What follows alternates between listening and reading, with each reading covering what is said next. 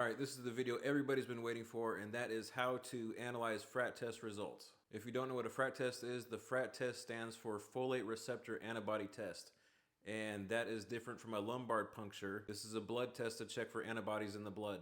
The lumbar puncture is considered the gold standard for diagnosing true cerebral folate deficiency, but a lumbar puncture is invasive, so a lot of people opt for a FRAT test. This test is important because in many cases, autism spectrum disorder can actually be cerebral folate deficiency.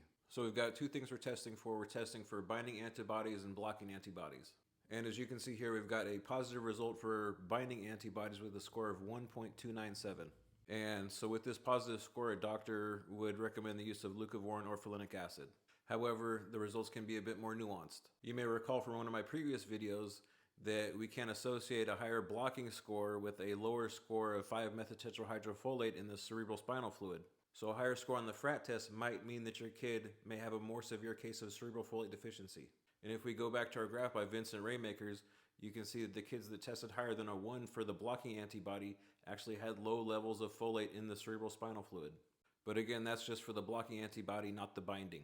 And in less than 2% of cases, these kids are actually testing for something called the soluble folate receptor, which means they have free-floating receptors that can actually soak up folate. One more thing that's also common is you get a negative result for both. And there are cases of false negatives with the FRAT test, so you could always retest later. All right, that's it. Hope this helps.